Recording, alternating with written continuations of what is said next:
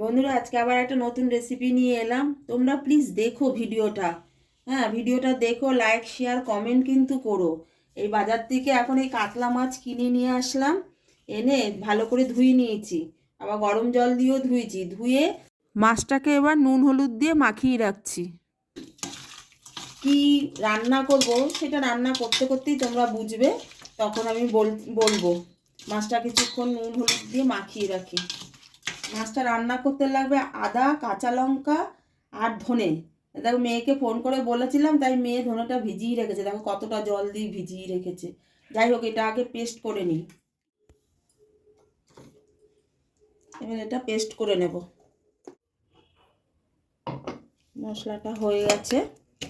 দেখো, আদা, ধনে ধনে আর কাঁচা লঙ্কা। এবার এই মশলাটাকে একটু ছেঁকে নেব।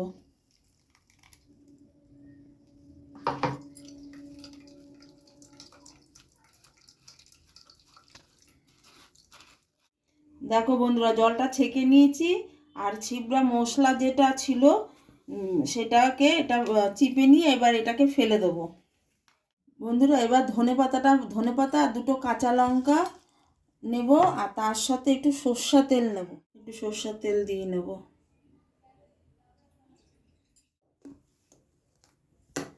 এবার পেস্ট করে নেব। দেখো বন্ধুরা, ধনেপাতা কাঁচা লঙ্কা কি সুন্দর পেস্ট হয়ে গেছে। এবার বন্ধুরা, গ্যাসটা ধরিয়ে নিলাম। মশলাগুলো সব রেডি করে নিয়েছি, এবার গ্যাসটা ধরিয়ে নিলাম। এবার কড়াইতে তেল দিয়ে দেবো। এই রান্নাটা পুরোটাই সর্ষের তেলে হবে। এবার একটু লবণ দিয়ে নেবো তেলটার মধ্যে।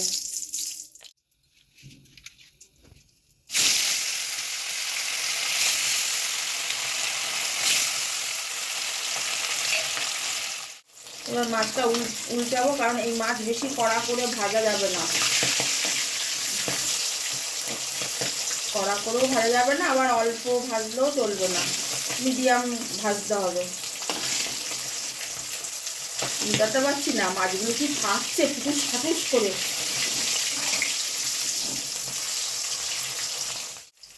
মাছটা তুলে নিয়ে আর বাদ বাকি মাছগুলো আবার ভাজতে দিয়ে দেবো।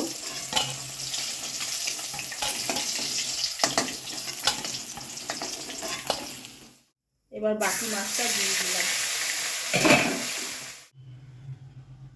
মাছ কটা সব ভেজে নিয়েছি। নিয়ে এবারে দেব এই ফ্যাটানো দইটা মাছের উপরে।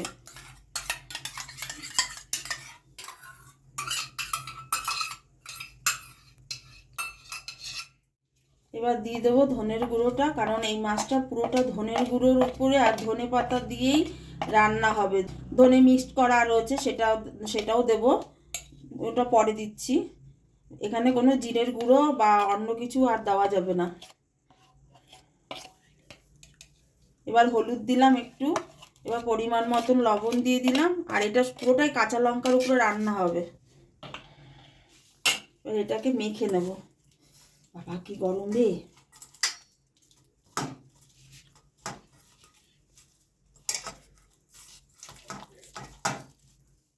এবার এই ধনে, আদা আর কাঁচা লঙ্কা পেস্ট করা যে জলটা, সেটা তেলটার মধ্যে দিয়ে দেবো।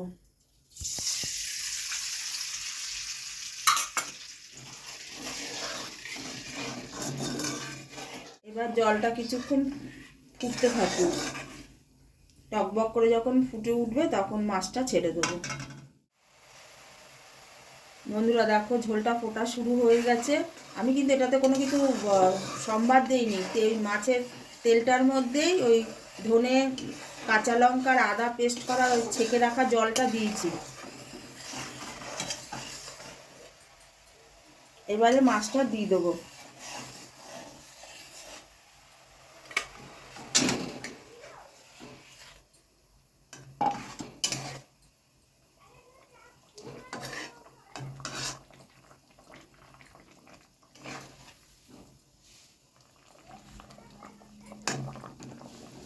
এবারে গামলাটাতে যে মশলাটা লেগে রয়েছে সেটা কেচে কেচে দিয়ে দেবো।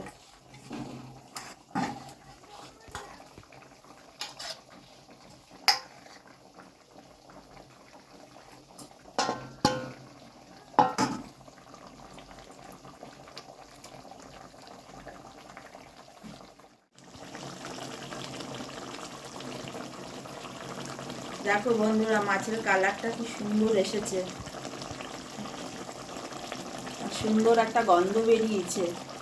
তোমরা বাড়িতে বানিয়ে দেখো এইভাবে। এবারে দিয়ে দেবো ধনে পাতাটা পেস্ট করে রেখেছিলাম কাঁচা লঙ্কার তেল দিয়ে, সেটা এবার দিয়ে দেবো। এটা দিয়ে 3 থেকে 4 মিনিট রাখতে হবে, বেশিক্ষণ রাখা যাবে না, তাহলে মাছের স্বাদটা নষ্ট হয়ে যাবে। 3 থেকে 4 মিনিট রেখে নামিয়ে ফেলবো।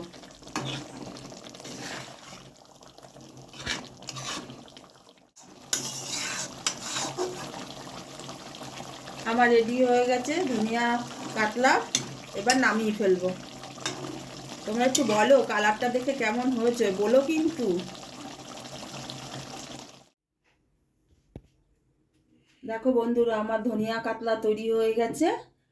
হ্যাঁ, তোমরা কিন্তু অবশ্যই দেখো, আর নতুন বন্ধু যারা আছো তারা কিন্তু অবশ্যই সাবস্ক্রাইব করো আমার পেজ এবং ইউটিউব চ্যানেলটাকে।